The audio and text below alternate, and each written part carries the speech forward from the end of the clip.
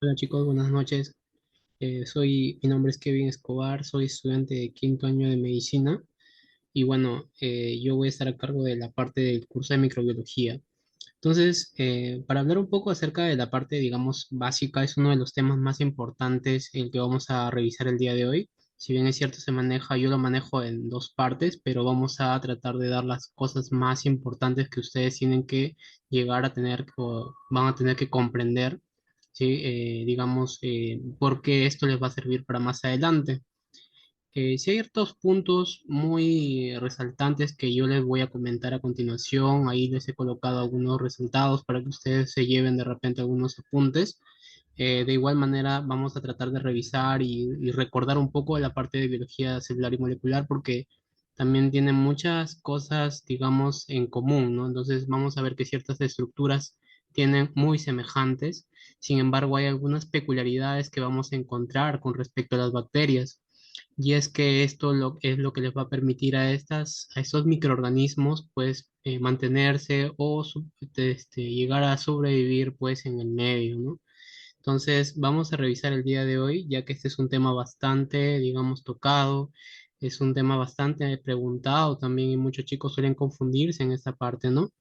Es uno de los temas más rentables, se podría decir, en el tema de la parte de microbiología, más que todo en esa primera parte que respecta a a las generalidades propiamente de las bacterias. Bien, vamos a dar inicio entonces con respecto al tema del día de hoy para hablar un poco acerca de la definición de la morfología propiamente bacteriana.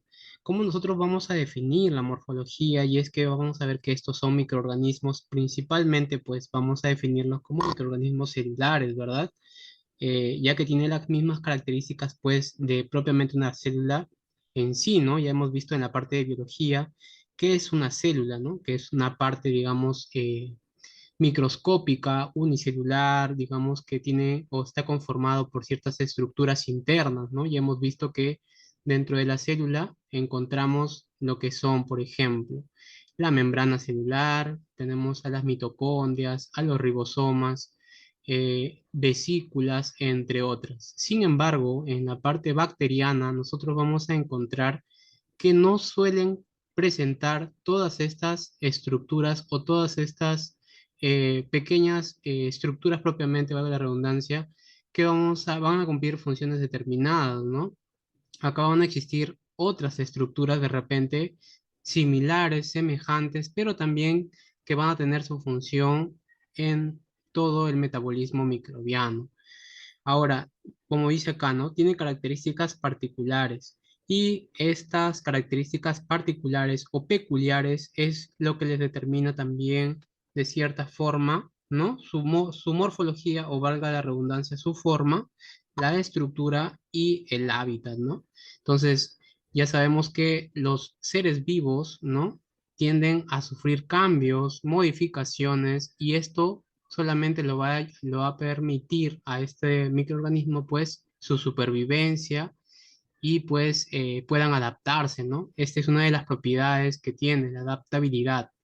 Siendo así que estas circunstancias han sido, digamos, modificadas a lo largo de los años y que hoy en día ya están dentro de los genes. Es decir, ya las bacterias están o tienen su código genético que les va a permitir expresar ciertas proteínas, ¿no? Recuerden que cuando nosotros hablamos de proteínas, de estructuras, hablamos desde la parte genética. No olvidemos de que de dónde nacen las proteínas, nacen nada más y nada menos que de nuestro ADN, que posteriormente va a sintetizar, recordamos, a nuestro ARN mensajero y que finalmente me da aminoácidos y que esos aminoácidos finalmente me van a llevar a dar polipéptidos o proteínas. Hablamos cuando hay más de 50, ¿verdad? Más de 50 aminoácidos aproximadamente. Y son estas proteínas las que van a cumplir funciones, ya sea estructurales, ya sea bioquímicas, como por ejemplo las enzimas, entre otras funciones que nosotros vamos a encontrar, ¿correcto? Entonces es importante recordar este concepto porque aunque parezca innecesario, nosotros lo vamos a ver expresado en la práctica, ¿ya? Lo vamos a ver expresado en la práctica y no tenemos que olvidarnos. A esto se le conocía como el dogma de la biología celular y molecular, ¿verdad? Hablamos de la replicación, de la transcripción y finalmente de la traducción y pues básicamente los agregados pues que se le daba a este complejo grupo de proteínas, ¿no? O polipéptidos. Ahora, vamos a ver de que dentro de nuestra morfología bacteriana nosotros vamos a encontrarnos con una serie de microorganismos y estos microorganismos van a tener diferente forma y esta forma va a estar dado pues por algunas proteínas internas, ¿no? Y eso lo vamos a ver en alguna otra oportunidad, pero solamente hoy día les voy a hacer un alcance nada más para que ustedes se lleven esa parte, ¿no? Miren chicos, ve, y eso seguramente ustedes han visto porque suelen verse en las páginas, hoy en día que estamos más conectados de repente en internet, vemos diferentes estructuras al microscopio, ¿no? Y dentro de ellas las más generales que tenemos son los famosos cocos, ¿no? Entonces es muy fácil nosotros poder ver al microscopio y poder decir, ah, este es un coco. Luego vamos a ver que estos cocos, si se agrupan de dos en dos en parejitas, ¿no? Están juntitos, vamos a denominarlos como diplococos. O sea, solamente le agregamos el diplococos, ¿no? Luego, si estos se agrupan en cadenas, miren, como en cadenas, como en collares de perlas, ¿no? Ojo, no se vayan a confundir con los estreptococos que lo vamos a ver en un momento. Estos son en forma de collar de perlas, ¿no? Consecutivos, consecutivos. Ya esto lo vamos a llamar los famosos estreptococos, ¿ya? Luego tenemos acá unas formas como en bastones, ¿verdad? Como abastonadas, alargadas, ¿no? Que son los famosos bacilos, ¿ya? Esos son los famosos bacilos. Ahora, esta forma es una forma media peculiar, ¿no? Una forma media como que aplanada, media curva, ¿no?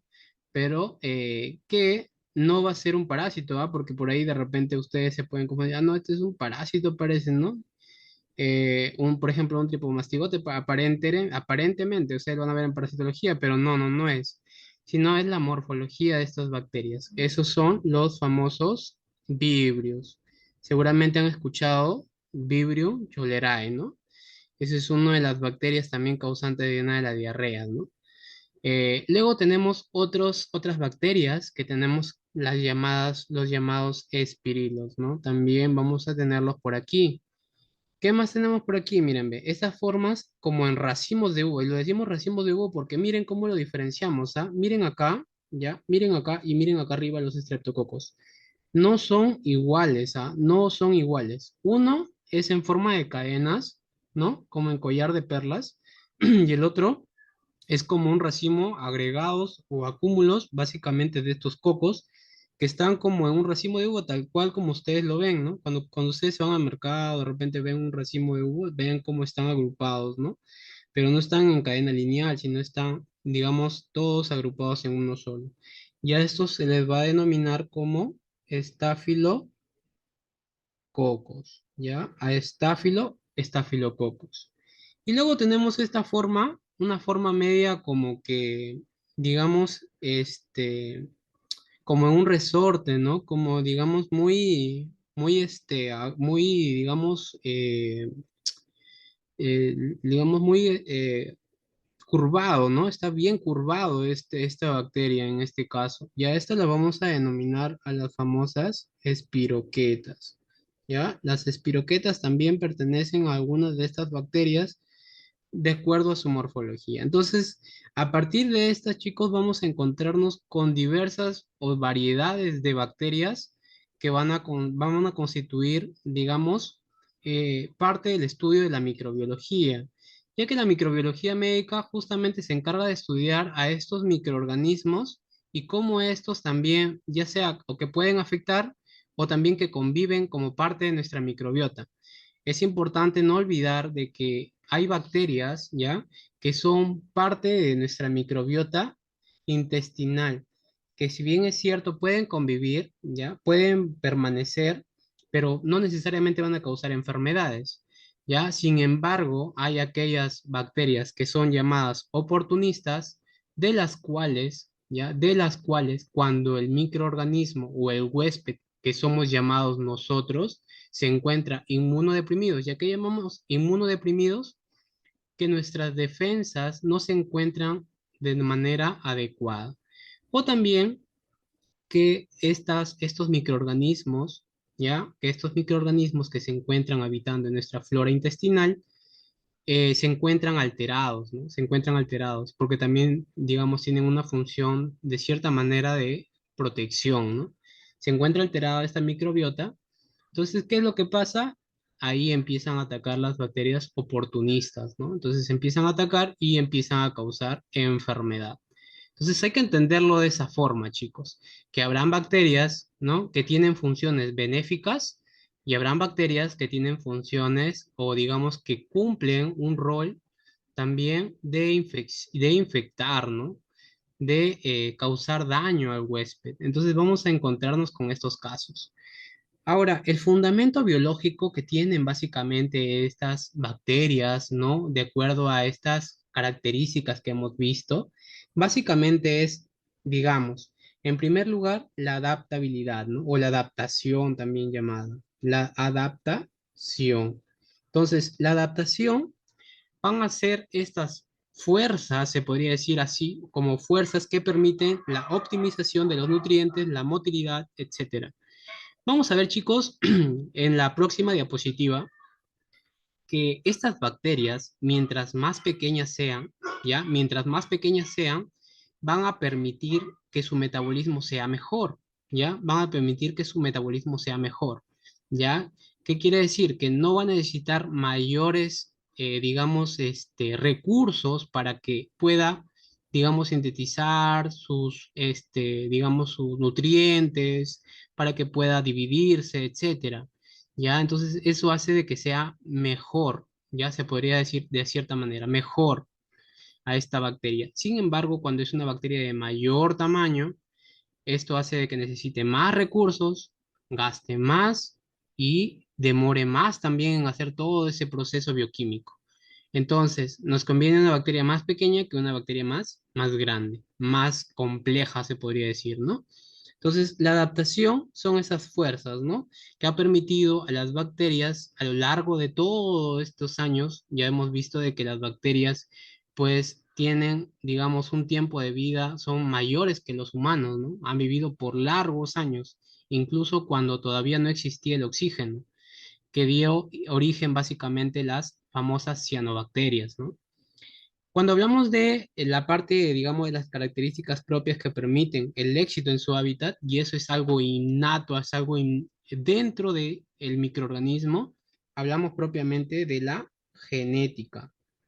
Y es que estos microorganismos tienen dentro de sus genes, al igual que nosotros, tienen dentro de sus propios genes, ya la capacidad de poder expresar ciertas estructuras, ciertas proteínas que van a facilitar que éstas puedan convivir en un hábitat determinado, ¿ya?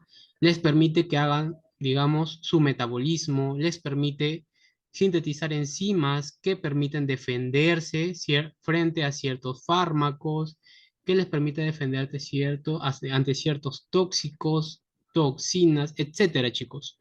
Entonces, todos estos componentes están dentro de la célula bacteriana, ¿correcto? Entonces, esos son los fundamentos biológicos que nosotros no tenemos que pasar por alto.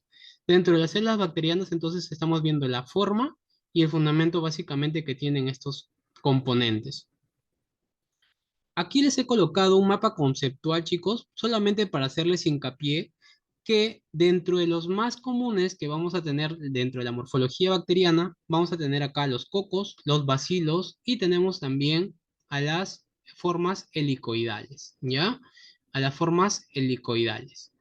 Entonces, mírenme, los que son cocos y que tienen, digamos, sus extremos como de forma ausada, ¿ya? Ausada se le dice así, vamos a tener a los famosos o a los llamados, seguramente han escuchado ustedes al famoso Streptococcus pneumoniae, ¿ya? Algo que quería comentarle, chicos, es que cuando nosotros coloquemos, ya sea en microbiología, ya sea en parasitología, Recordemos que los nombres, como los vamos a escribir, de repente por ahí se me ha ido, pero normalmente, por ejemplo, cuando lo escribimos de repente en computadora, siempre la primera letra del nombre científico, en este caso es con mayúscula y el segundo es con minúscula, ¿correcto? Ahora, cuando nosotros lo escribimos también, por ejemplo, en computadora, nosotros le colocamos cursiva, no subrayado ni negrita, ya solamente cursiva nada más. Entonces lo colocamos Streptococcus pneumoniae. Ahora, por ejemplo, vamos a encontrar que hay distintas bacterias, ¿ya? Que, por ejemplo, no necesariamente es Streptococcus pneumoniae, también puede ser Streptococcus piógenes, Streptococcus agalactiae, etcétera, chicos. Eh, por lo tanto, cuando nosotros queremos escribir solamente dentro del grupo de los estreptococos, podríamos también decir lo siguiente. Si no, nuestro cultivo de repente nos da estreptococos solamente, ¿no? Lo que podemos escribir así, ¿ve? Streptococcus spp, punto. Y aquí nosotros estamos refiriéndolo a cualquier tipo de estreptococos que no está determinado qué estreptococcus es. Si es estreptococcus pneumoniae, estreptococcus piógenes, etcétera. ¿Correcto? Entonces, de esta forma nosotros podemos abreviar a todo este grupo. ¿Listo? Entonces, ese es solamente para poder, digamos, hacerle un hincapié en esa parte. ¿Correcto, chicos? Listo. Entonces, continuamos. Aquellos que son en forma de riñón o ahusados también, como se les menciona por aquí, también pertenece a las famosas Neiserias, ¿ya? Neiserias. Entonces, más o menos tienen esa forma. Luego tenemos que son en cadenas, y acá tenemos, por ejemplo, cuando son en cadenas también tenemos al grupo del Streptococcus, pero Streptococcus pneumoniae, ¿ya? Streptococcus pneumoniae. Listo. Y los que son en racimos, ya les había mencionado que pertenecen a los famosos Staphylococcus. Y uno de estos estafilococos más conocidos es el aureus. ¿Ya? Staphylococcus aureus, ¿ya? No se olviden también que tenemos esa dentro de las más clásicas, ¿no? Luego tenemos a los extremos cuadrados, como por ejemplo los bacillus, ¿ya? Tenemos a los extremos redondeados, que son bacilos también en forma de bastones, a la famosa salmonela, ¿no? Y vamos a ver a esta bacteria dentro de las famosas enterobacterias causantes de enfermedades gastrointestinales. Luego tenemos acá en forma de mazo, tenemos a Corynebacterium. Y acá no nos olvidemos que en los últimos tiempos se habló, ¿no? De la difteria. Corynebacterium diphtheriae, que es causante de esa patología, ¿no? De la difteria. Luego tenemos la forma de coma, que acá vamos a tener al vibrio, ¿no? Al vibrio, que en este caso, que es causante del cólera, ¿no? Tenemos que es causante del cólera. Y finalmente tenemos a las formas helicoidales, ¿no? A las formas helicoidales, más o menos algo así, o en espiral. Y en espirilo de gran longitud tenemos a las famosas borrelias, y en espiroquetas o súper enrolladas, ¿ya? Tenemos a la al famoso treponema pallidum, ¿no? Que es causante, pues, en este caso de la sífilis, ¿correcto? Entonces, eso es lo que nosotros vamos a tener por aquí. Listo. Entonces, solamente acá para hacerles un hincapié con respecto a la morfología bacteriana, y pues acá les había colocado un pequeño cuadradito para hacerles, digamos, referencia a lo siguiente, ¿ya? Miren, ve, les había comentado de que tenemos dentro de todo nuestro hábitat, de repente en toda la superficie, porque vamos a encontrar de que nosotros no vivimos, digamos, en un ambiente estéril, ¿no? Sino que en todo lugar, sea en la superficie de los celulares, sea en su cama, sea en su escritorio, sea en su cuaderno, en todo lugar, chicos, nosotros estamos rodeados de bacterias, ¿ya? Ahora, las bacterias, chicos, dentro de la forma más común o la forma más básica, como lo menciona acá este cuadradito, la forma básica de toda bacteria va a ser, adivinen cuál, chicos, es esa bacteria que ustedes tienen ahí, esa forma que ustedes ven ahí, es el coco. El coco, chicos, no son los cocos que ustedes ven, ¿no? O sea, es la forma del coco, ¿no? Así es como la describo. Este coco, chicos, es la estructura más básica que ustedes van a ver en todo lugar. Si ustedes ven un espirilo, ven un bacilo, ven un vibrio, una espiroqueta, esa no es una forma básica, chicos. Esa es una forma modificada. Se podría decir que en este caso el coco es digamos, la estructura, digamos, universal, se podría decir, ¿no? De todas maneras. Pero, ¿qué es lo que pasa con este coco, chicos? Este coco, cuando se inactiva, por ejemplo, ya pierde esa forma básica o universal. Entonces, por lo tanto, da lugar a otras morfologías. Como por ejemplo, ¿cuál? Tenemos a los bacilos, tenemos a las espiroquetas, tenemos a los espirilos, tenemos a una variedad de formas que encontramos dentro de las células bacterianas. Ahora, esto va a estar dependiendo, ya hemos visto de que todo esto, ¿quién lo rige? ¿Quién lo rige, chicos? Lo rige los genes, ¿no? La genética juega un papel importantísimo en esta parte.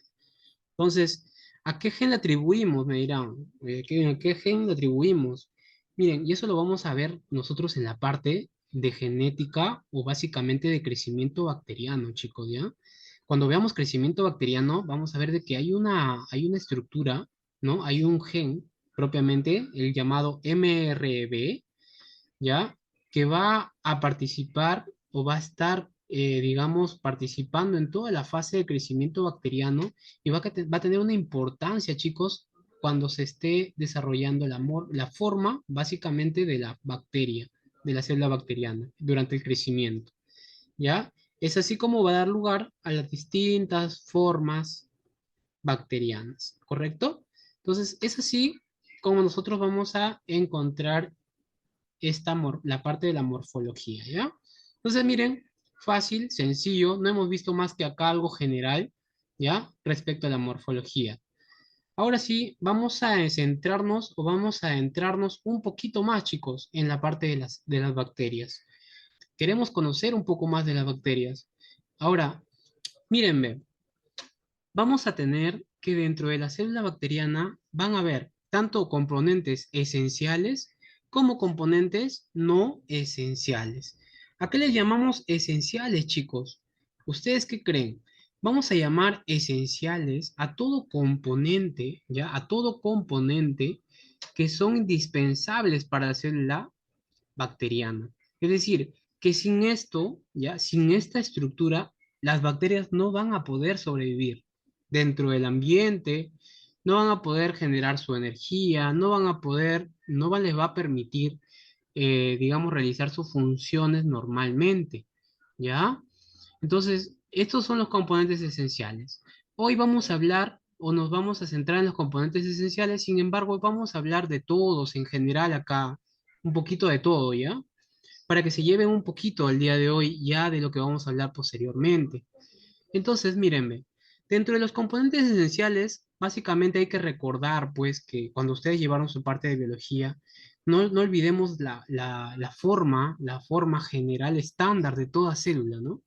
Entonces, la célula, ¿no? La célula, cuando ustedes llevaban en biología, le decían que era la unidad morfológica, anatómica, fisiológica, y funcional, pues, de todo ser vivo, ¿no? Que va a cumplir funciones tanto, digamos, por ejemplo, de protección, funciones de secreción, van a cumplir una diversidad de funciones, ¿no? Y estas células son células que van a tener capacidad de diferenciación en el caso de las eucariotas. Sin embargo, chicos, en las células bacterianas vamos a ver que esta tiene una estructura muy particular y que se va a diferenciar propiamente, y una de las principales diferencias que ustedes le hacían en biología eran, por ejemplo, que no tiene, por ejemplo, núcleo, ¿no? Que no tiene núcleo. La otra diferencia era con respecto a sus ribosomas, ¿no? Se acordarán ustedes cuando les hablaban de los ribosomas. Y así vamos a ver que van a tener una diversidad de diferencias que van a encontrarse dentro de las mismas. Entonces, chicos, mírenme, esta es nuestra célula bacteriana, acá la tenemos, ya las presenté a ustedes, nuestra médula bacteria, que van a ser motivo de todo nuestro curso de microbiología, que ustedes lo van a ver y se van a dar cuenta de que poco a poco van a ir estudiándolo más a profundidad. ¿correcto? Entonces vamos a sacar, ya, imagínense, vamos a cortarle un pedacito de toda esta parte a nuestra bacteria, ¿ya? Vamos a hacer un corte por acá y nos vamos a ir por acá, chicos. Bien, le hacemos un corte y lo sacamos para este lado, chicos. Estamos por acá, ¿ya? Nos metemos por acá. Listo, chicos. Les estoy colocando, ¿ya? Les estoy colocando solamente la estructura de una bacteria X, ¿ya? Si queremos decir y si queremos ya subir un poco más de nivel, chicos, esta es una bacteria gram positiva. Vamos a verlo en un momento por qué es gram positiva, ¿ya? Solamente un adelanto es por lo siguiente. Nos vamos a referir solamente por esto, ¿ve? Por el famoso péptido glucano o también llamado mureína. Si ustedes se dan cuenta, este peptidoglucano, miren cuánto de peptidoglucano hay, ¿ve? Hay una gran cantidad de peptidoglucano, ¿ya? Pero eso lo vamos a hablar en la próxima diapositiva, ¿correcto? Ahorita no quiero que nos centremos todavía en eso. Ya poco a poco nos vamos a ir avanzando. Dentro de los componentes esenciales, ahora vamos a hablar de la pared celular. Dentro de la pared celular vamos a encontrarnos con estructuras. Estructuras propiamente que van a componer esta pared celular, porque la pared celular no se le llama pared celular en sí solamente así, de forma vaga, sino es que van a tener componentes que van a constituir la pared celular. ¿De qué estamos hablando, chicos? Y uno de los componentes más importantes que vamos a tener, y principalmente las gram positivas, va a ser lo que ya les dije, el famoso péptido glucano. ¿Ya? Y no se tienen que olvidar de este peptidoglucano. Nunca se tienen que olvidar este peptidoglucano porque lo van a hablar hasta por las puras. ¿Correcto, chicos? Van a tener que este peptidoglucano va a estar constituido por polisacáridos.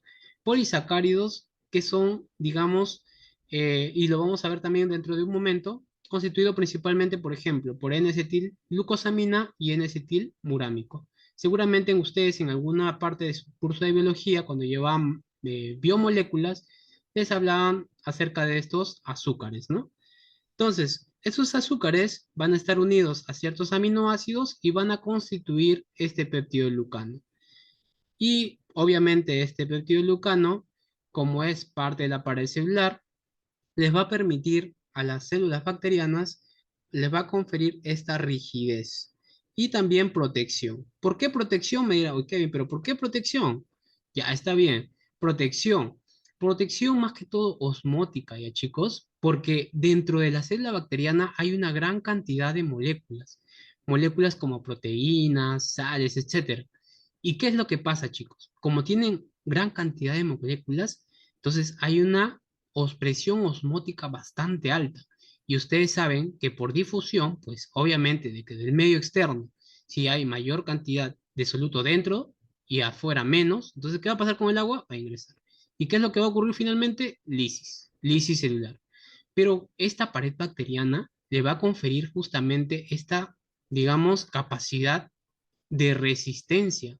Entonces, no permite que la bacteria haga lisis. Pero, ¿qué es lo que pasa? Y usted me dice, oye, Kevin, pero ¿qué es lo que pasa si es que yo agarro y le quito esta pared celular? Ah, si le quitas, tú la matas pues a las bacterias. Y es por eso, y es por eso que muchas veces aquí tienen lugar los antibióticos. Entonces, dentro de los antibióticos, por eso que ustedes cuando agarran, se van al médico y le dicen, ¿sabe qué? Usted tómese de repente su amoxicilina con ácido clavulánico. Usted tome su penicilina, o se le va a colocar una ampolla de penicilina. ¿Y qué es la penicilina? Es un fármaco que tiene acción sobre la síntesis del péptido glucano o síntesis de la pared celular. Y entonces, ¿qué es lo que pasa, chicos? Ustedes le quitan esta pared celular a la bacteria y la bacteria se queda indefensa y después muere. ¿Muere por qué? Muere por lisis. Ahora me entienden por qué es importante saber acerca del péptido glucano. Ahora ven la importancia de saber qué es el peptidoglucano y qué características tiene. Entonces, eso es la relevancia que hay que tener en cuenta en nuestro curso de microbiología. Listo. Entonces, ya estudiamos el peptidoglucano. ¿Qué más tenemos, chicos? ¿Qué más tenemos?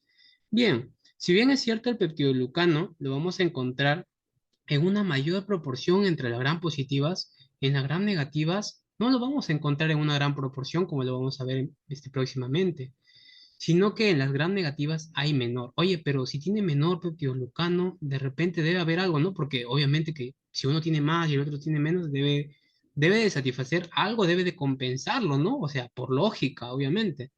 Allá, aquí, pues las bacterias han sido, pues, saben, ¿no? Se han adaptado, por algo se han adaptado, ¿no? Entonces, por eso presenta una membrana externa, ¿ya? Una membrana externa, chicos, de las gram negativas.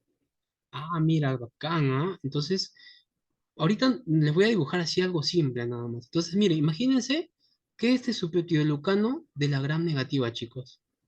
Miren la diferencia enorme con la gram positiva. Pero, ¿qué es lo que pasa, chicos? Las gram negativas tienen acá una membrana citoplasmática, chicos. Imagínense, acá tiene su membrana citoplasmática. Acá tiene su membrana. Ya, listo, bacán. Ah, ya. Bueno, hasta ahí no hay cambio, ¿ah? Hasta ahí no hay cambio. No veo cambio. Igual, también tiene ahí. Ya. Pero ¿qué es lo que pasa, chicos? Acá arriba también tiene otra membrana. Las gram negativas también tienen otra membrana externa. Ah, miren, ve. Y este entonces es su membrana externa, ve. Esta es su membrana externa de las gram negativas. ¿Y cómo se llama todo esto? Se llama espacio periplasmático. Ah, ya, entonces esa es la diferencia. Sí, esa es la diferencia, que tiene una membrana externa, chicos. Una membrana externa. Y esta membrana externa va a contener o va a embeber dentro de ellos unas moléculas, ¿ya? Unas moléculas, proteínas también, que van a servir de cierta forma de ataque, de forma para atacar, digamos, o para invadir ciertas células propias del huésped. Y aquí, por ejemplo, tenemos al lípido A, que es la famosa o la llamada endotoxina, que va a ser o va a tener la capacidad de generar la infección bacteriana, ¿no? O sea, va a generar enfermedad en el paciente o en nuestro organismo, nosotros como huésped. Entonces, este lípido A va a ser el causante de esas flatulencias, de esas náuseas, de esa diarrea que van a presentar ustedes, ¿ya? Cuando ustedes van y se infectan con una bacteria, pues esta es la que va a causar toda la clínica. Ya cuando ustedes lleven la parte de clínica, se va a decir náuseas, vómitos, diarrea, flatulencia, etcétera, allá. Entonces, causante, ¿por qué? Por las famosas endotoxinas de la célula bacteriana. ¿De qué bacteria? Puede ser salmonela, puede ser shigella, etcétera, chicas. Ya ustedes van a lucirse ahí, ¿no? Y tenemos el polisacárido O, llamado así, ya polisacárido O, ya lo vamos a ver en un momento, que va a ser el antígeno de superficie y va a permitir ser usado para el diagnóstico. Ah, entonces, cuando ustedes hagan su prueba, ya, su prueba, digamos, serológica, prueba inmunológica, antigénica, por ejemplo, ese antígeno les va a permitir a ustedes identificar qué tipo de célula bacteriana es el causante de su infección. No suele ser usado normalmente, ¿ya? Pero sí podrían de repente en algún momento ser requeridos, ¿no? Luego, finalmente tenemos acá, ¿ya? Acá tenemos algunas otras estructuras como lo que son las fibras, ¿ya? Las fibras superficiales, ¿ya? Las fibras superficiales en las gram positivas. ¿Y aquí de qué hablamos? De una estructura que va a diferenciar a las gram positivas y las gram negativas. Y hablamos acá de los ácidos teicoicos. Y si queremos verlo, ¿cómo son los ácidos teicoicos? Miren chicos, ve, acá están, ve. Ácidos lipoteicoicos y bueno, por acá estarán los ácidos teicoicos. ¿Por qué se le dice lipoteicoico, chicos? Porque están unidos a quién? Acá mismo, su nombre mismo lo dice, ¿ve? ¿Están unidos a quién? A los lípidos. Entonces, si son teicoicos, no están unidos a los lípidos. Si son lipoteicoicos, están unidos a los lípidos, ¿correcto? Este lipoteicoico no es utilizado frecuentemente para diagnóstico, a diferencia del polisacárido O, que sí es utilizado en el caso de las gram negativas, ¿no? Entonces, chicos, miren, hemos hablado de la pared celular, de los componentes básicamente tanto en gram positivas como en gram negativas. Por aquí de repente se nos pasó a hablar un poco de las porinas, que también son proteínas que se encuentran aquí como parte, pues en este caso, de la estructura, ¿no? De la pared celular propiamente, de su membrana externa. Y eso lo vamos a ver posteriormente. No se preocupen, ¿correcto? Listo. ¿Qué más tenemos por acá, chicos? otra estructura importante, que ya la conocemos desde nuestro curso de biología celular y molecular, ¿no? Entonces, ¿de quién hablamos? De la membrana celular, ¿no? Membrana celular, ¿ya? No nos olvidemos de nuestra membrana celular. La membrana celular es una bicapa, ¿ya? Una bicapa fosfolipídica, y no nos olvidemos que los fosfolípidos lo venimos llevando desde la parte de biología celular y molecular, que estaría formado, pues en este caso, por su grupo fosfato, su glicerol y sus ácidos grasos, ¿no?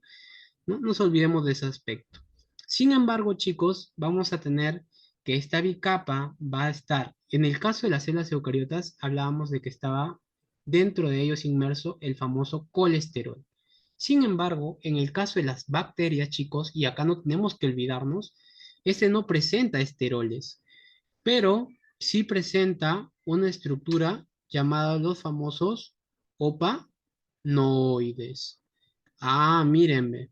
No presenta colesterol, pero sí presenta los famosos opanoides. Estos opanoides, ¿ya? Estos opanoides se encuentran en la membrana, embebidos en la membrana celular y les confiere cierta rigidez a esta estructura, ¿correcto?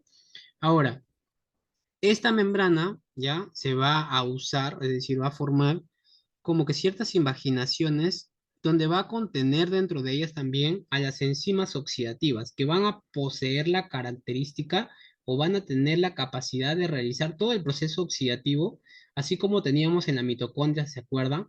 Cuando hacíamos toda la fosforilación oxidativa, ¿no? ¿Recuerdan? Entonces teníamos toda una cadena transportadora de electrones, ¿verdad? En toda la membrana mitocondrial.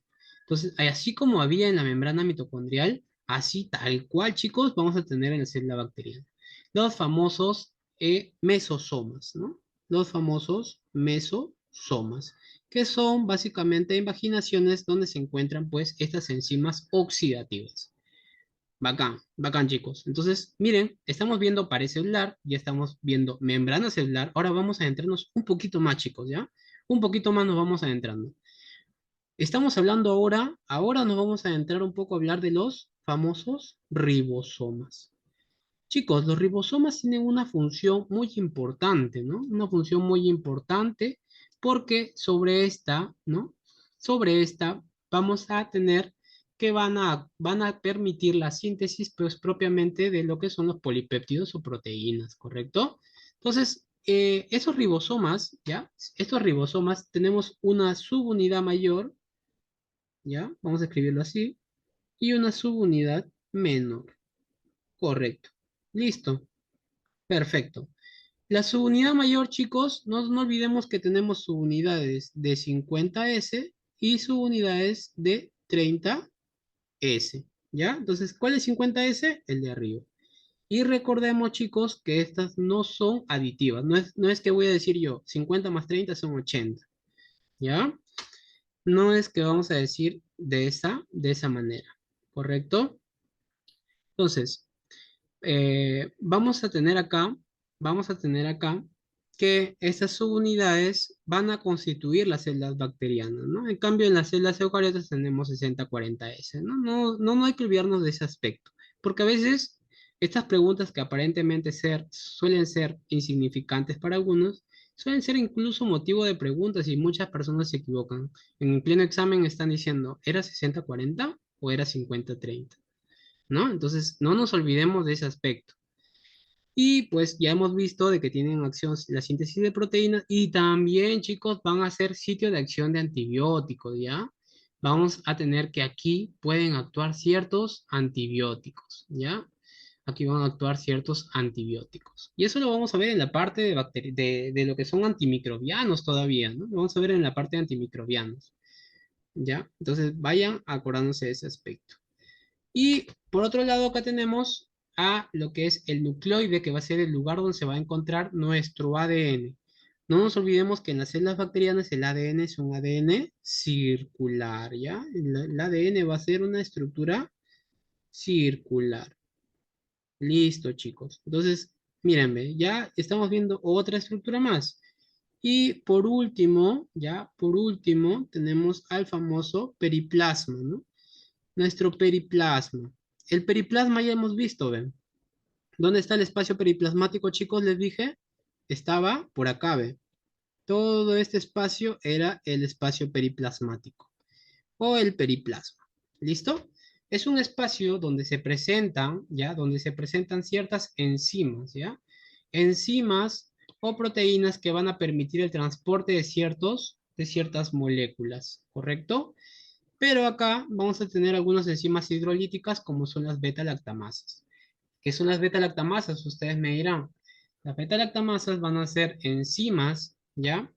Que no van a permitir o le van a conferir cierta resistencia antimicrobiana.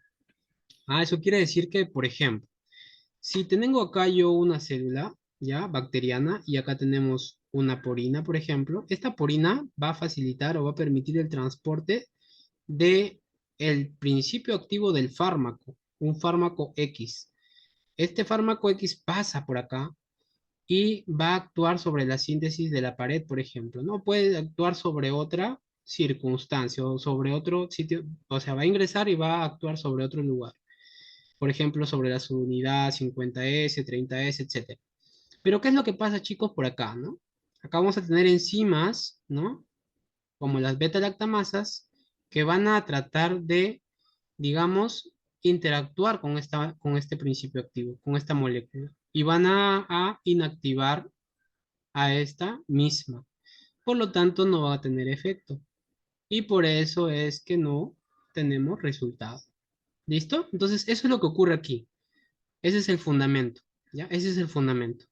Entonces, por eso, ¿qué hacemos?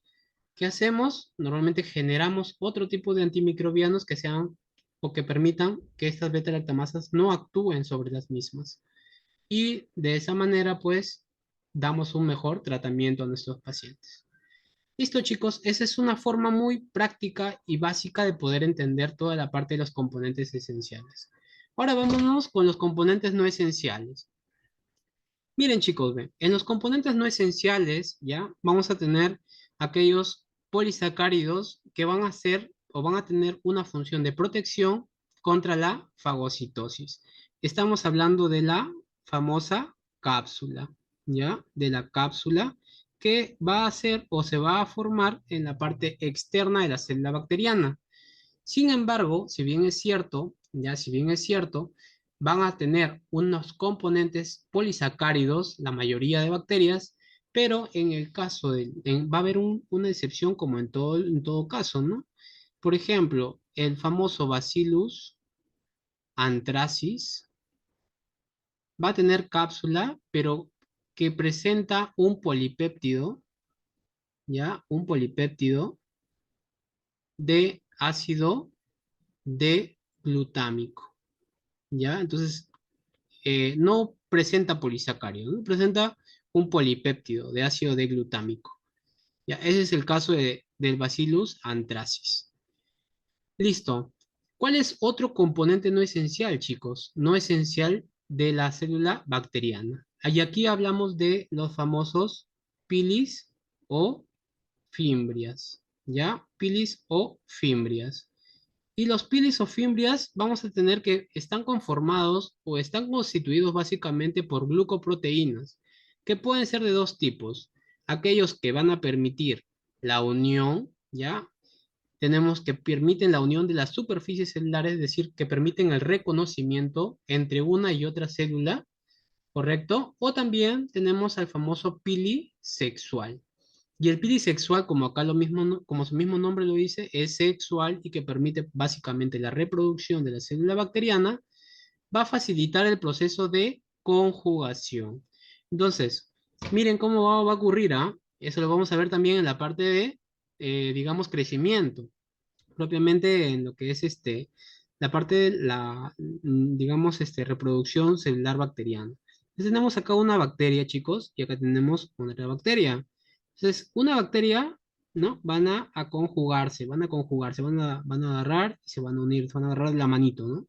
Entonces, ¿qué es lo que va a pasar acá? Va a haber, van a generarse, pues, el proceso de conjugación, ¿no? Darse el proceso de conjugación. ¿Correcto? Este es un proceso de reproducción. Entonces, chicos, aquí este es uno de los mecanismos de reproducción que va a ocurrir en la célula bacteriana. Por otro lado, tenemos acá a los famosos flagelos. Bien, los flagelos van a ser aquellas proteínas que van a tener cierta peculiaridad. No son esas estructuras, pues, comunes que vamos a observar, ¿ya? Estas van a estar constituidas por proteínas y que va a permitir básicamente la movilidad de la célula bacteriana, ¿ya? Eso es lo más importante. Lo que le estoy subrayando básicamente es lo más importante, ¿correcto? Luego tenemos a las famosas esporas, ¿ya? Y las esporas no lo presentan cualquier célula, ¿ya? Acá las tenemos a las células como por ejemplo, ¿ya? A los bacilos, por ejemplo, que van a tener la capacidad de generar o de producir el proceso de la esporulación. Y estas esporas van a estar cubiertas de unos complejos o unos componentes como es el ácido dipicolínico, ¿ya? El ácido dipicolínico es aquella estructura que va a encontrarse de manera predominante en el caso de las células bacterianas que van a pasar por un proceso de esporulación, ¿ya? Este ácido dipicolínico va a permitir resistencia frente a situaciones de agresión. ¿A qué llamamos situaciones de agresión, chicos? Por ejemplo, situaciones de deshidratación, ¿ya? De calor, alteraciones del pH, entre otras. Situaciones que no son agradables para la bacteria, en donde la bacteria no puede sobrevivir. Entonces, cuando la bacteria se encuentra ante estas condiciones desfavorables para su supervivencia, pasa por un proceso de esporulación y se puede mantener por tiempo aquí en el proceso de espora hasta que se encuentre digamos, en una condición adecuada para nuevamente pasar por un proceso de reversión a su fase vegetativa, ¿ya? Entonces entendámoslo de esta manera, ¿correcto, chicos? Ya cuando lleguemos a esa parte, ya ustedes lo van a entender un poquito más cómo es que se da el proceso de esporulación, ¿ya? ¿Cómo es que ocurre? Son una serie de pasos que ocurre dentro de la célula bacteriana para que se dé toda la esporulación. Ahora vamos a hablar de otra estructura importante también, chicos, ¿ya? Y hablamos acá del plásmido, ¿ya? Del plásmido. El plásmido, chicos, es un ADN extracromosómico, ¿ya? Ese es lo importante, el ADN extracromosómico que tiene toda célula bacteriana o que va a presentar la bacteria y esta van a contener dentro de sí, es como un micro ADN, es un mini ADN. Es un mini ADN que presenta o que tiene básicamente genes.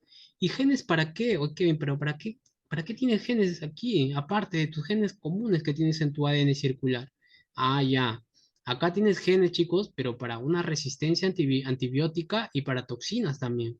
Ciertos componentes que pueden ser fatales para la célula bacteriana. Entonces acá lo tiene. Y tiene tal capacidad, chicos, la célula bacteriana de que puede ser transferida a otra bacteria y que puede o que permite básicamente adaptarse ya a un medio, ¿no? Ah, ya mira, entonces de aquí nace este concepto básicamente de resistencia también, ¿no? Porque la bacteria adquiere ciertas características, ¿no? O sea, la bacteria puede mutar, puede adaptarse, puede generar resistencia y lo puede transferir a su compañero. Dice, oye amigo, ¿sabes qué? Toma, acá te doy estos genes para que tú puedas luchar y combatir conmigo. Ah, mírenme. Interesante, ¿no? Interesante esta parte del plásmido. Ahora, vamos a hablar de otro de los componentes, chicos. Vamos a hablar de los gránulos. Estos gránulos intracitoplasmáticos, llamados también muchas veces como inclusiones.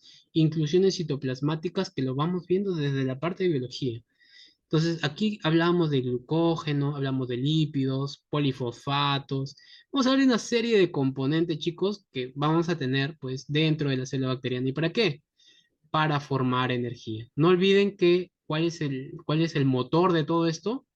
¿Cuál es el motor de toda célula bacteriana, chicos? Para su función de la célula bacteriana, de la célula eucariota, etcétera, chicos. ¿Cuál es su motor para que funcione todo? ¿Cuál es? Es el ATP. Esa es su batería, ¿verdad? Esa es su batería, chicos. Esa es su batería, ¿no? ¿Qué pasa si no está cargada, chicos? Si no está cargada, no funciona, pues, ¿no? Porque todos los procesos, quiera o no, chicos, necesitan energía. Si no tenemos energía, nos vamos para abajo. Nos vamos para abajo, chicos. y no podemos realizar todos nuestros mecanismos con normalidad. Listo. Ahora, estas actúan de nutrientes en el citoplasma y otros lugares, ¿no? Luego tenemos acerca acá del glicocálix. ¿Y qué hablamos del glicocálix, chicos? Los glicocálix son polisacáridos y que van a encontrarse en la superficie, ¿no? Van a encontrarse en la superficie y que básicamente va a mediar la adherencia a la superficie, ¿no? Van a mediar esta adherencia a la superficie. Y finalmente hablamos de citoesqueleto, ¿no? Citoesqueleto. Y básicamente este citoesqueleto dentro de nuestras células bacterianas no va a ser lo mismo que en nuestra célula eucariota, ¿no? Aquí vamos a tener otras proteínas como las mRB, entre otras proteínas y que van a permitir, van a facilitar, digamos, la forma celular, la segregación de los cromosomas, la localización de las proteínas, como la FLIP-A. Vamos a ver una serie de proteínas, chicos, que van a mediar esta parte, ¿ya? Acá les había puesto, miren, ve, lo que es la cápsula, por ejemplo, ¿no? La cápsula, ¿no? Cómo forman los famosos biofilm, ¿no? Todas estas células bacterianas, ¿no? Y acá tenemos el plásmido, ¿no? Miren el plásmido, este pedacito, chicos, son sus genes de resistencia a antibióticos, ¿no? Y este es el promotor para estimular la expresión genética. No olvidemos que todo el ADN tiene lugares específicos donde inicia básicamente, o da inicio propiamente el lugar donde se va a sintetizar, pues, las diferentes estructuras. Correcto. Bien, ahora sí, chicos, nos vamos a entrar un poquito más a hablar de los componentes esenciales, ¿ya? Acá vamos a hablar un poquito más de los componentes esenciales. Miren, cuando hablamos del metabolismo bacteriano, chicos, hablamos que el metabolismo bacteriano, y les dije eso en un inicio, que va a depender mucho del tamaño de la célula bacteriana, ¿ya? Miren, acá tenemos una célula, dos cocos, ¿no? Acá tenemos dos cocos, tenemos un coco acá A y un coco B. Pero el coco A es más pequeño que el coco grande, ¿no? Y por lo tanto, acá, ¿no? La superficie volumen va a ser mayor en este caso, ¿no? En el caso del A y va a ser menor en el caso del B, ¿no? Según esta relación superficie-volumen. Y entonces acá se va a cumplir una ley, chicos, para toda célula bacteriana, que el tamaño celular va a ser inversamente proporcional, ¿ya? Va a ser inversamente proporcional al metabolismo bacteriano, ¿ya? Al metabolismo bacteriano. ¿Qué quiere decir? Que mientras más pequeño, ¿cómo va a ser el metabolismo? Mejor, o sea, va a ser mayor el metabolismo bacteriano, ¿no? Entonces, esto va a estar reglado, ¿ya? Ya va a estar reglado ya. Ustedes tienen que tenerlo ya así en su cabeza, ya. Entonces, las células pequeñas van a tener mayor superficie, pero menor volumen, ¿no? Acá tenemos, ¿ve? Mayor superficie, menor volumen. Entonces va a tener mayor relación superficie-volumen. Eso es lo que teníamos por acá. Mayor superficie. Mayor capacidad de transporte de nutrientes, por lo tanto. ¿Ya? Mayor capacidad de transporte de los nutrientes. Va a haber un rápido intercambio de nutrientes por unidad de volumen. ¿Sí? Va a haber rápido intercambio, ¿ya? De nutrientes por unidad de volumen. ¿Por qué? Porque es una célula más pequeña, ¿no? Es una estructura más pequeña. Y por lo tanto va a haber mayor índice metabólico y un mayor o un rápido crecimiento. Finalmente, esto me dará lugar a una mayor población de células pequeñas en un ambiente con una cantidad determinada de recursos, ¿no? O sea, la célula va a favorecerse intrínsecamente por sus condiciones internas, por ser pequeña y por tener un buen metabolismo o un mayor índice metabólico. Pero ¿qué es lo que pasa acá con las células más grandes? Las células grandes tienen menor superficie, pero tienen mayor volumen, ¿ya? Y por lo tanto tienen menor relación superficie-volumen y menor capacidad de transporte de nutrientes, porque es una célula más grande, ¿ya? Una más grande, una célula más grande. El intercambio de nutrientes va a ser más lento y va a tener un menor índice metabólico y un lento crecimiento. Por lo tanto, vamos a tener que una menor población de células bacterianas. Entonces, chicos, entendámoslo de esta manera, ¿correcto? Entendámoslo de esta manera el metabolismo, inversamente proporcional al tamaño celular. Listo, eso es lo que tenemos con respecto al metabolismo. Ahora vamos a meternos a hablar un poco acerca de la membrana celular bacteriana. Ya hemos visto que en el caso de la membrana celular tenemos una membrana celular citoplasmática en el caso de las células tanto gram positivas como gram negativas, pero vamos a tener una membrana celular, ¿no? Externa que van a tener lugar en el caso de las gram negativas. Listo. Esta membrana celular, no olvidemos que es una bicapa, ¿ya? Es una bicapa fosfolipídica. Es una bicapa fosfolipídica, ¿ya? Es una bicapa fosfolipídica que aproximadamente mide de 8 a 10 nanómetros de ancho y que básicamente va a limitar. ¿Qué va a limitar? El citoplasma que está por acá y el exterior, ¿no? El exterior. Listo. Va a limitar tanto el medio interno como el medio externo. Es una estructura débil. Ahora vamos a ver por qué es una estructura débil, chicos. Ahora, solamente de ahí, miren, partamos, chicos, de lo que les dije. ¿Qué pasa si solamente tuviera membrana celular la célula bacteriana? ¿Recuerdan que les dije? Hay muchas moléculas en el citoplasma y una mayor presión osmótica dentro de la célula bacteriana. Aproximadamente, lo describe su libro Brook, de 2 atmósferas aproximadamente. Entonces, ¿qué es lo que pasa, chicos? Que en este caso que va a presentar una mayor cantidad, una mayor concentración dentro del medio interno. Entonces, ¿qué es lo que va a pasar, chicos? Puede ingresar el agua y hace lisis celular. Entonces es débil esta estructura, ¿no? Y no permite darle la rigidez necesaria para poder sobrevivir a condiciones inapropiadas. Entonces, en este caso, protege frente a la lisis osmótica, ¿ya? Frente a la lisis osmótica. Pero es idónea, es necesaria para qué. Hemos visto desde biología también este término, ¿no? Recuerdan ustedes que teníamos una función de la permeabilidad selectiva. ¿Y por qué se le decía selectiva, chicos? Porque permitía el transporte solamente de ciertas moléculas, ¿verdad? Permitía solamente el transporte de ciertas moléculas y no de todas. Entonces, por eso era selectiva. Había una selectividad. Entonces, chicos, no nos olvidemos de esos conceptos que venimos nosotros arrastrando desde la parte de básicas, ¿no? Es importante recordar la parte de básicas aquí, porque nos va a servir para entender ciertos conceptos. Ahora sí, chicos, vámonos de izquierda a derecha, ¿ya? Vamos a hablar un poco acerca de los fosfolípidos. Los fosfolípidos, chicos, van a ser los componentes, digamos, mínimos o más pequeños de toda la membrana celular.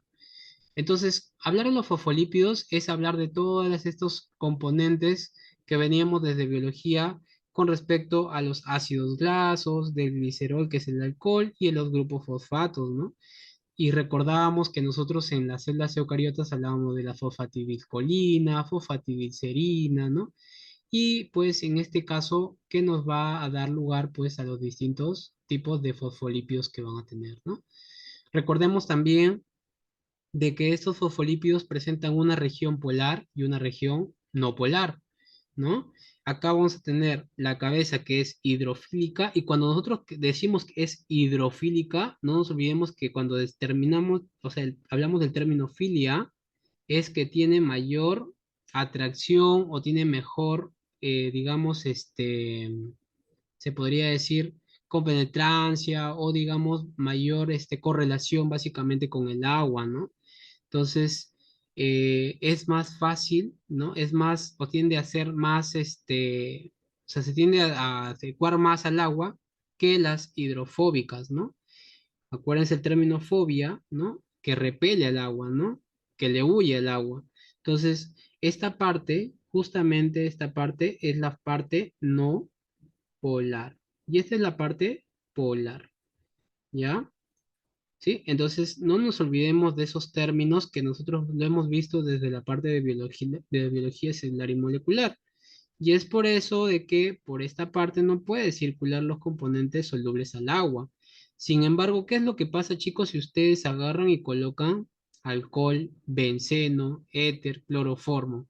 Ya, esos sí son componentes, digamos, que son, se podría decir, solubles con las grasas y por lo tanto va a facilitar su permeabilidad.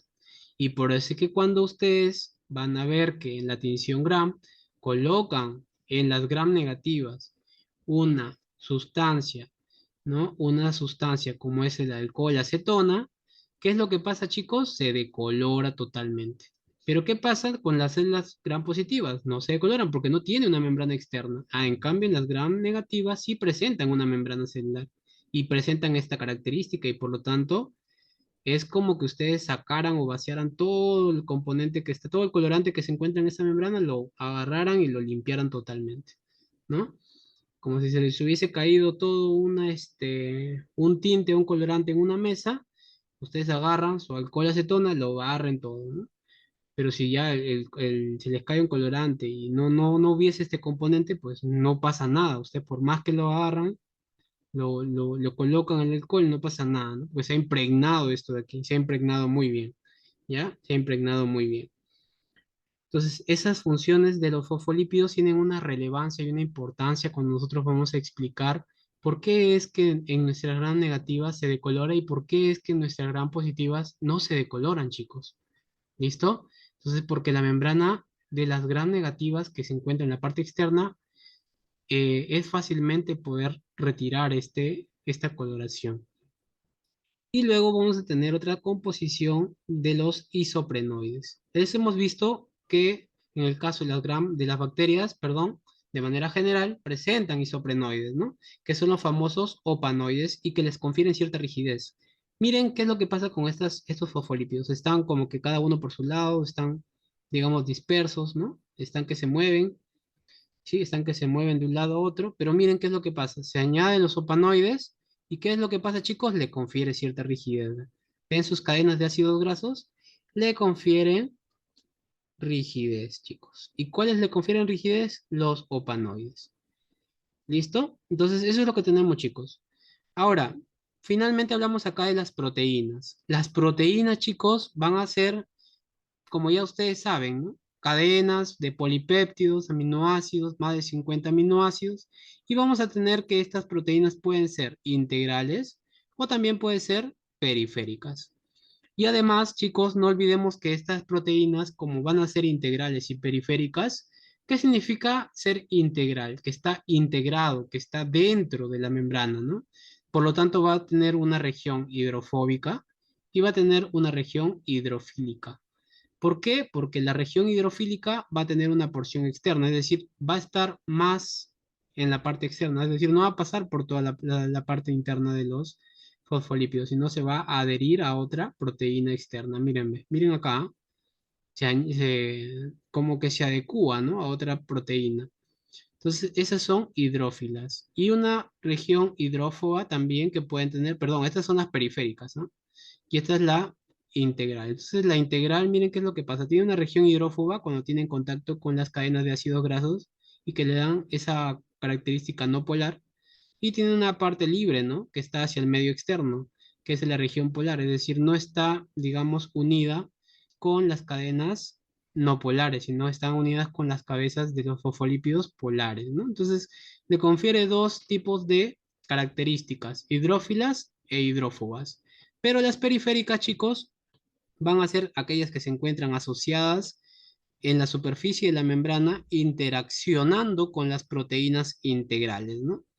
Y cumplen procesos energéticos y de transporte de otras moléculas. ¿Correcto, chicos? Entonces, eso es lo que nosotros vamos a tener aquí. Proteínas integrales y proteínas periféricas. Ahora, cuando hablamos de las funciones de estas proteínas, chicos, vamos a tener una función número uno de permeabilidad, ¿ya? De permeabilidad. ¿Y qué permite esta permeabilidad? Permite de que evite pérdidas, ¿ya? Pérdidas de nutrientes o pérdida de moléculas y funciona además como entrada y salida de nutrientes. Es decir, estas proteínas van a permitir el ingreso, pero también van a retener ciertas moléculas que se encuentran internamente, porque si no, imagínense, estuviera saliendo y entrando. No, tiene que haber una forma de regular todos estos componentes, ¿no? Entonces, eso ocurría desde la parte desde incluso la glucosa, ¿no? Cuando se oxidaba la glucosa ya no permitía la salida. Entonces eso es lo que pasa, ¿no? Eso es lo que ocurre aquí. Ahora, ¿qué otra función tenemos, chicos? Tenemos, por ejemplo, el anclaje de proteínas. Van a ser lugar, básicamente, lugar donde se van a encontrar implicadas el transporte, la bioenergética y la quimiotaxis. Es decir, vamos a ver que aquí, en este anclaje de proteínas, ¿ya? Este anclaje de proteínas van a tener lugar, por ejemplo, digamos, la función, básicamente, de generar energía, por ejemplo, o permitir, digamos, como una señalización, ¿ya? Va a permitir la señalización intracelular, básicamente, de la bacteria, ¿no? Entonces, recordemos que todas las funciones internas o intrínsecas de toda célula van a ser mediadas por, digamos, segundos mensajeros, por ejemplo, ¿no? Y para eso se añade a una proteína un receptor, ¿no? Un ligando, y va a tener una célula target, una célula diana, ¿no? Para poder luego llegar a hacer una función determinada. Entonces, es aquí donde participan el anclaje de proteínas, ¿no? Y finalmente tenemos, por ejemplo, acá la conservación de la energía. ¿En qué consiste esta conservación de la energía, chicos? Es el sitio de la generación y el uso de la fuerza motriz. Es decir, vamos a tener nosotros, todo esto de aquí va a obedecer a reglas básicamente de iones, ¿no? Toda la parte positiva de afuera, ¿no? Le confiere cierta polaridad, ¿no? Entonces, y en la parte interna, una negatividad. Pero, ¿qué es lo que pasa, chicos, cuando esto se modifica? Es decir, la parte positiva que está afuera llega a modificarse mediante una fuerza, que es la famosa fuerza protón motriz. ¿Qué es lo que pasa con esta fuerza protón motriz, chicos? Entonces ingresan los iones, digamos, o los cationes, o los hidrogeniones, o los famosos protones de la membrana externa y generan este cambio de polaridad, generan un potencial electroquímico. Y por lo tanto van a generar una energía cinética capaz de promover la movilidad de la célula bacteriana. Y es así como estas células van a permitir su quimiotaxis o va a permitir básicamente su movilidad en el medio. ¿Correcto, chicos? Entonces, miren, estamos viendo acá algunas funciones que ya ustedes lo han conocido desde la parte de biología, solamente recordando algunos aspectos importantes. Y luego tenemos acá a los tipos de transporte, chicos. Miren, ve, en las células bacterianas, según su literatura, les menciona de que tienen tres tipos de transporte. Aquellos transporte agrupados que no modifican el sustrato y aquellos que modifican el sustrato. ¿A qué decimos sustrato, chicos? Aquellas moléculas que son del medio externo y que van a pasar hacia el medio interno. Ese es el sustrato básicamente al cual nos estamos refiriendo. En este caso, lo asocian como una proteína transportadora. Tenemos el transporte simple, ya saben chicos, que normalmente va a ser impulsado, por ejemplo, que puede ser impulsado por una energía de fuerza de protón motriz, básicamente va a estar conllevado, pues, en este caso, por los hidrogeniones, ¿no? Entonces, este es un simport que pasa tanto el ion como la sustancia que va a requerir. Y luego tenemos el sistema ABC, ¿no? El sistema ABC, chicos, ¿qué es lo que pasa? Vamos a ver que van a haber proteínas, ¿no? Vamos a ver que va a haber proteínas de la unión periplasmática que van a permitir el paso a través de, ya, el paso a través de dónde, de todo el componente periplasmático hacia la parte interna. Y aquí cuando hay este transporte, ese tipo de transporte va a generar una energía, ¿no? Una energía con ATP. Acá es lo que va a ocurrir, ¿no? Entonces, esta proteína, ¿qué es lo que pasa, chicos? Se une al sustrato que va a ingresar y una vez que pasa, lo libera. Ya lo libera, pero con gasto de energía, ¿no? Gasta esta energía para que pueda ser liberado. Entonces, por lo tanto, necesitamos ATP, ¿no? Primer lugar donde vemos que se necesita ATP, ¿no? Por ahí va a haber varios lugares donde se necesita ATP. Y aquellos que modifican el sustrato, como la translocación en grupo. Es decir, hacen una modificación, añaden un grupo, miren, añaden un grupo, una modificación química para poder, digamos, ingresar a esta molécula, ¿no? Entonces es una modificación química de la sustancia impulsada por el fosfoenol piruvato, ¿correcto? Entonces miren chicos cómo es que estamos viendo las estructuras y todos los componentes que van a estar involucrados o inmersas dentro de la célula bacteriana, ¿correcto? Listo, listo. Ahora sí, vamos a la parte ya final, chicos, para nosotros hablar de la pared bacteriana, ¿correcto? Ya con eso estamos terminando esta primera parte. Miren, ve, ahora, cuando hablamos de la pared bacteriana, es básicamente una cubierta, ¿ya? Y les dije que es una cubierta resistente y rígida, les dije, ¿no? Que está ubicada en dónde? En el exterior de la membrana de las células de las plantas. No solamente vamos a tener pared bacteriana, sino también paredes en las plantas, en los hongos, en las algas, ¿no? Y propiamente en las bacterias y las arqueas. Acuérdense que las células eucariotas generalmente pues no presentan pared celular, ¿no? Sin embargo, las plantas son una de las células eucariotas que van a presentar pues esta pared celular.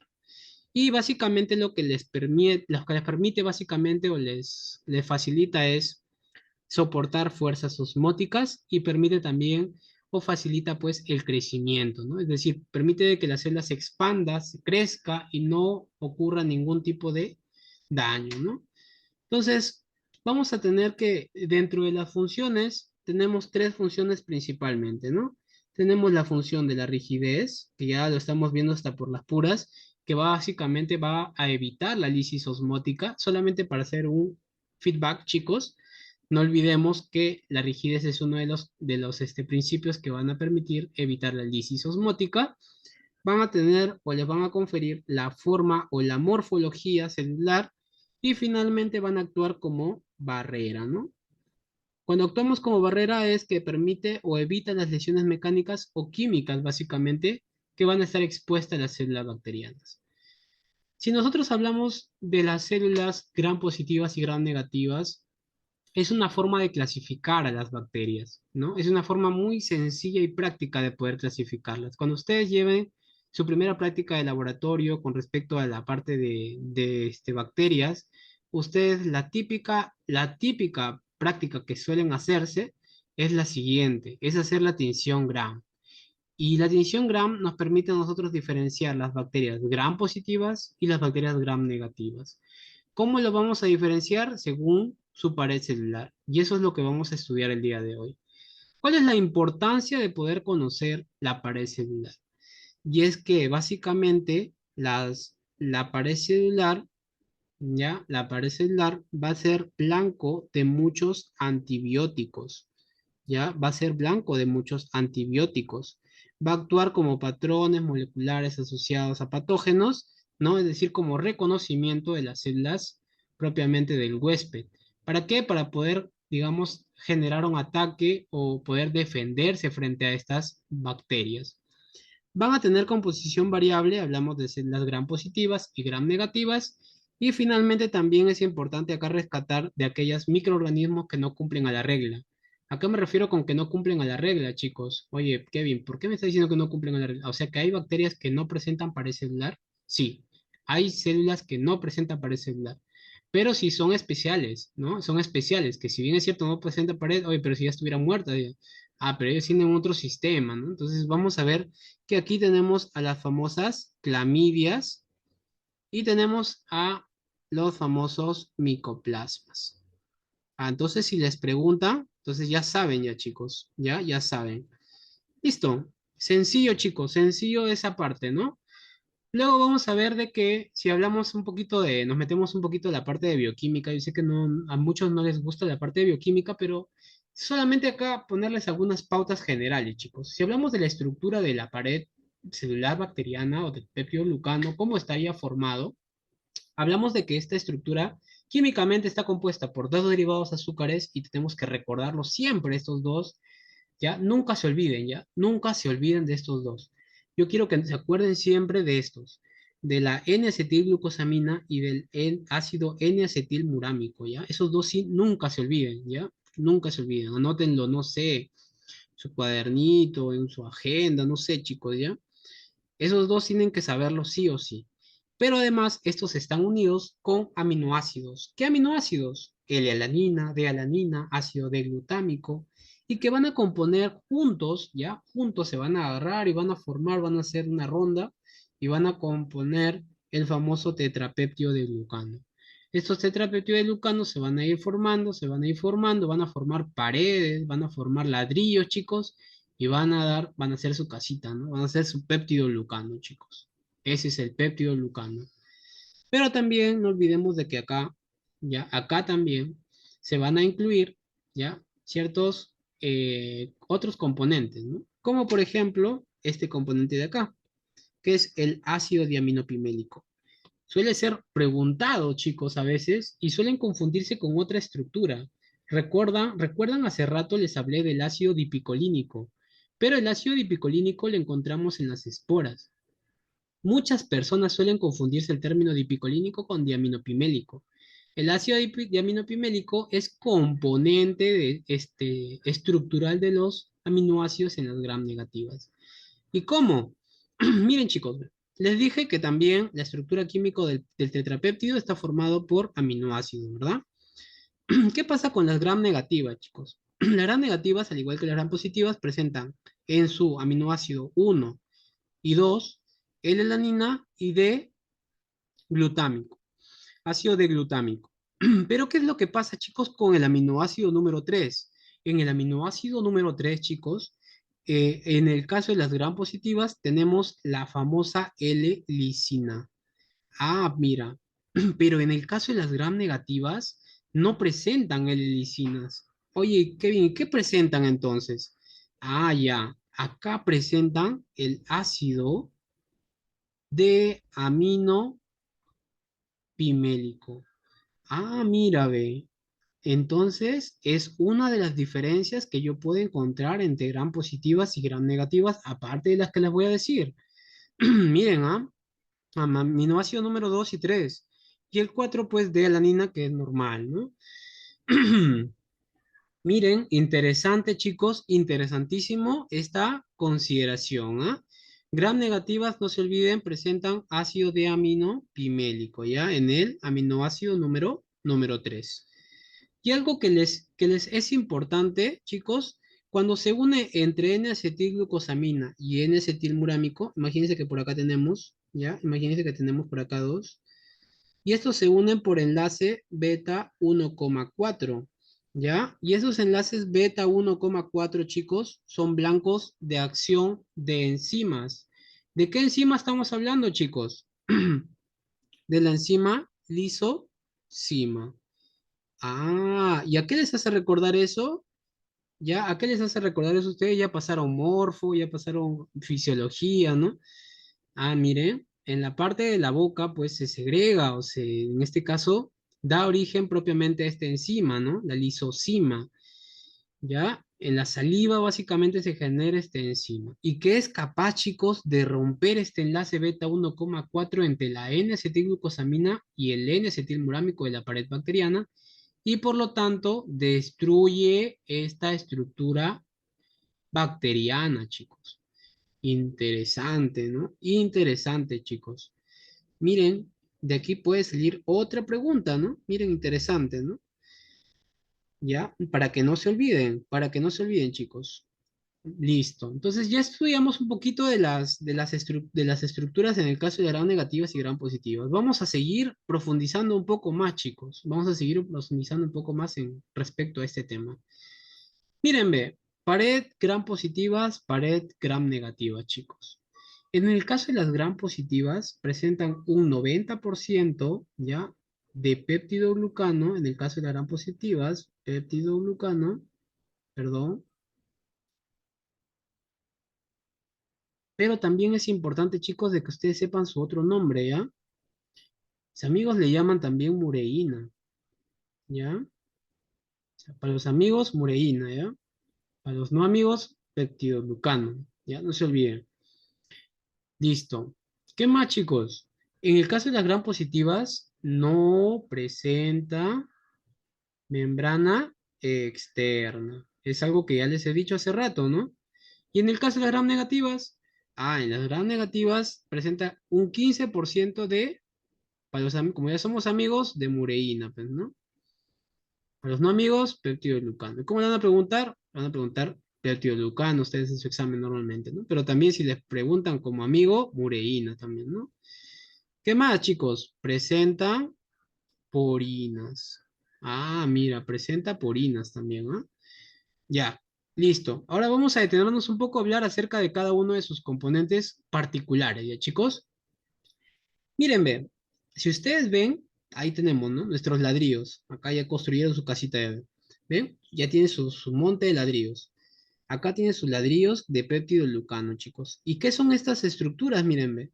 Ah, estas estructuras, chicos, son los famosos ácidos teicoicos y ácidos lipoteicoicos. Les dije lo siguiente. Los lipoteicoicos estaban unidos ¿a quién? A los lípidos, miren, ve. Ah, ya. Y miren, esos lípidos no son cualquier lípido, ¿ah? Son lípidos particulares, ¿ah? Miren, ve. Tienen otro colorcito. Ah, estos son los ácidos lipoteicoicos. Y estos son los ácidos teicoicos de la pared celular. Ah, bacán, chicos. Entonces vamos a hablar un poco de los ácidos lipoteicoicos y teicoicos. Miren, el ácido teicoico básicamente son polímeros, ¿ya? ¿Polímeros de qué? Polímeros de glicerol fosfato o de ribitol fosfato. No se olviden, ¿ya? Glicerol fosfato o ribitol fosfato. Y va a estar formado por enlaces éster de fosfato, ¿ya? Enlaces éster de fosfato.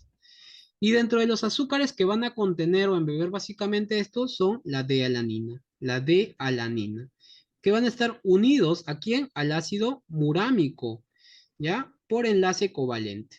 Además, también se unen ciertos iones, como son el ion de calcio y magnesio, y que van a permitir el transporte de estos hacia el citoplasma. ¿Correcto, chicos? Se van a unir. ¿Por qué? ¿Por qué se van a unir estos cationes, chicos? Porque justamente también tienen estas cargas negativas y ustedes saben que negativo con positivo se atrae, así que lo permite que pasen hacia el citoplasma. ¿Ya? Miren ese concepto tan básico desde química, chicos. ¿Ya? Ese concepto tan básico desde química. Y tenemos los ácidos lipoteicoicos que no son nada más que ácidos teicoicos que se unen covalentemente ¿a dónde? A la membrana. ¿Por dónde? Por los lípidos, chicos. ¿Ya? Por los lípidos. Y en el caso de las gram negativas, chicos, vamos a hablar un poco acerca del periplasma, que es este espacio, miren que habíamos hablado. Este espacio es el periplasma, ¿no? Entre la membrana externa, la cara interna y la membrana, la cara externa de la membrana citoplasmática. Todo esto es el periplasma. ¿Y qué se encuentra en el periplasma? El peptidoglucano, chicos. Entonces, ahí fácil, ¿no? Cuando lo vemos la imagen, fácil, chicos. Pero además también vamos a ver otros componentes, que lo voy a mencionar al final. Miren, chicos, ve, el periplasma va a ser nada más y nada menos que la superficie externa de la membrana citoplasmática y la cara interna de la membrana externa. Eso ya les dije, ya les expliqué acá en la imagen. Ya les he explicado ya, ¿no? Y van a tener aquí dentro de ellas, les dije, proteínas hidrolíticas, ¿no? También proteínas de unión, quimiorreceptoras que van a participar en todos los procesos metabólicos, procesos internos de la célula bacteriana, ¿no? Luego tenemos a las porinas, chicos. Estas son las porinas, miren, ve. Acá, conózcanla a la amiga porina. Acá tenemos a la amiga porina. Esta porina es una proteína que no permite que salgan ciertas proteínas y también posee cierta permeabilidad. Es decir, permite el paso de ciertas sustancias, ciertas moléculas pequeñas, ¿no? Moléculas pequeñas que van a facilitar su transporte, básicamente de las mismas, ¿no? Y finalmente tenemos también otras proteínas que pueden ser también específicas o no específicas, ¿no? Específicas, hablamos de especificidad cuando, por ejemplo, se unen, digamos, valga la redundancia, moléculas específicas o que van a permitir su transporte de manera muy específica, o también proteínas no específicas en las cuales constituyen un grupo de proteínas que van a permitir su transporte, ¿no? Un grupo de proteínas, que no son específicamente una, sino son un grupito. Entonces, eso no son específicas, ¿correcto? Y finalmente hablamos de un componente muy importante, ya chicos, que este sí no tienen que olvidarse, que son los lipopolisacáridos. Los lipopolisacáridos, acá les puse una imagen, ¿no? Este es un lipopolisacárido, chicos, ¿ve? ¿Ya? Este es un lipopolisacárido. Tiene tres componentes, ¿ya? Imagínense, tiene tres componentes. Tiene un lípido A, ¿ya? Tiene un núcleo y tiene un polisacárido. Ya lo hemos visto al inicio un poco, pero acá hay que recordar un poco, ¿ya? Algunas cositas. El lípido A, que es el más importante, que es la famosa endotoxina y que ustedes no deben de olvidarse, ¿ya? La endotoxina y que son ácidos grasos que están unidos por grupos amino de disacárido, como el fosfato de glucosamina, ¿ya? Y que básicamente va a sustituir los fosfolípidos de la mitad externa de la membrana ¿ya? Va a sustituir a los fosfolípidos. Miren, ve. Miren acá, ve. Este lipopolisacárido, ¿ven? Son ácidos grasos que están unidos, ¿no? Están unidos por grupos aminos a, digamos, un disacárido como el fosfato de glucosamina y que va a sustituir este fosfolípido, ¿ve? ¿Ven? Por eso es que está de otro colorcito. Sustituye los fosfolípidos de la mitad externa de la membrana externa. Por eso esta es una membrana externa y este es el fosfolípido de la cara externa, ¿ven? Lo sustituye a este fosfolípido y da origen a los lipopolisacáridos, ¿no? Correcto. Y van a permitir el anclaje entre la membrana externa y también el peptidoglucano, también de la misma manera, ¿no? Entonces, esa es una de las características también que van a tener o van a constituir básicamente estos mismos. Luego tenemos el polisacárido O, que van a ser básicamente azúcares de 6 carbonos, ¿ya? Unidos al núcleo, ¿ya? Van a ser unidos al núcleo junto a los didesoxiexosas, ¿ya? Algunas desoxiexosas que vamos a tener aquí presentes. Sin embargo, no es importante de que ustedes de repente lo conozcan más a profundidad, pero sí es necesario de que ustedes sepan más o menos cómo está constituido, ¿no? Y finalmente tenemos el núcleo nada más y nada menos, que es básicamente una forma ceto-desoxioctanato, azúcar de 7 carbonos, digamos, glucosa, galactosa y N-acetilglucosamina que van a estar conformados este núcleo, ¿no? Entonces, este es el ceto de desoxiotonato, son estas estructuras que se encuentran acá, ¿no? Y que se encuentran uniéndose al lípido A. Y luego tenemos los otros azúcares que se encuentran por aquí y que van a unirse posteriormente al polisacárido. No se olviden que el polisacárido va a permitir justamente mediar el reconocimiento antigénico en las células bacterianas, ¿no? Y por último, chicos, les dije que les iba a agregar acá algo más, y es que básicamente acá vamos a encontrar que estas proteínas que se encuentran uniendo, ¿no? Estas proteínas que se encuentran uniendo el peptidoglucano, ¿no? A la membrana externa van a ser las proteínas Brown, ¿ya? Y vamos a tener también un complejo que va a unir toda esta estructura, chicos, toda esta estructura. ¿Ya? Toda esta estructura de la membrana externa, el péptido glucano y la membrana interna. Y esto es el complejo Bayer. ¿Listo? El complejo Bayer y la proteína Brown. Listo, chicos. Eso es toda esta parte que teníamos que hablar con los componentes esenciales de la célula bacteriana. Espero que haya quedado todo claro. Y pues si no, cualquier duda me la pueden hacer llegar, ¿ya? Hacia mi correo o de repente también al grupo. ¿Listo, chicos? Bien. Eso sería todo y ya nos estamos encontrando en la próxima clase, chicos. Hasta luego. Buenas noches.